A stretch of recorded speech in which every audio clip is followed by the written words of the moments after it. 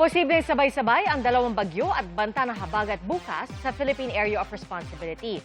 Bago po yan, ay ininspeksyon ang 3 pumping station sa Roxas Boulevard na 1 taon na mula nang masira, pero isa pa lang ang naayos.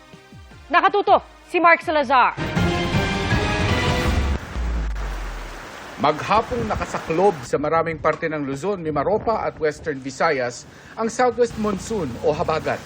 Ang bantang ito ng habagat ay magpapatuloy hanggang bukas ng gabi, kung kailan posibleng sabay-sabay nasa loob ng Philippine Area of Responsibility o PAR ang dalawang bagyo at ang habagat. Dahil dun sa lokasyon nga nitong si Bagyong Francisco, ay magpapatuloy pa rin yung southwest monsoon natin sa malaking bahagi ng Luzon and Western Visayas kahit nakalabas na po siya ng PAR.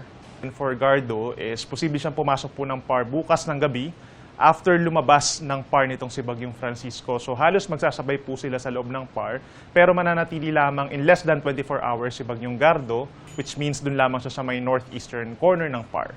Hindi naman nakikitang lalakas na kasing lakas nitong si dating Super Typhoon Francisco, then mas kakaunti lang yung paghatak niya ng habagat.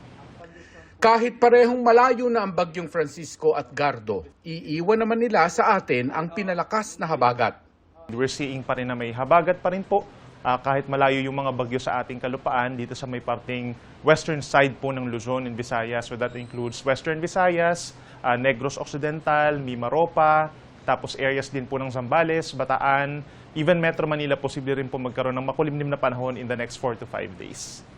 Ang habagat pa naman, nagpapatindi rin ng mga thunderstorm na kahit 2 oras lang bumuhos, nagkakandabahan na sa Metro Manila.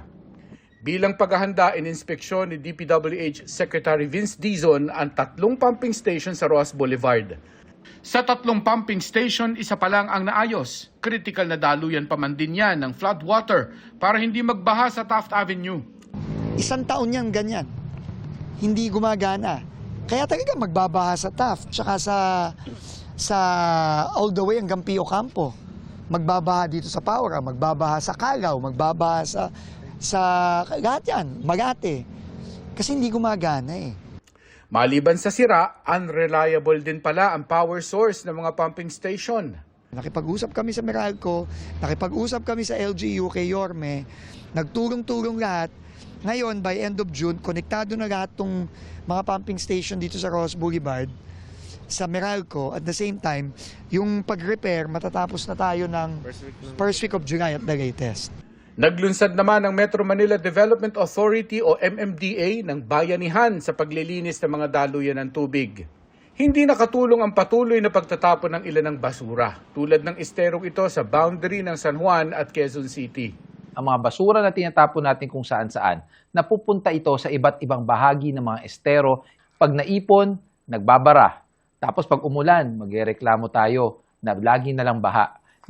Kailangan ng preparasyon ng lahat. Lalo na't ayon sa Pag-asa, nasa 2 hanggang 4 na bagyo ang inaasahang papasok sa PAR sa Hulyo. Binibigyan din ng Pag-asa na mas malalakas na bagyo ang inaasahan dahil sa malakas na El Niñong nararanasan ngayon sa Pasipiko.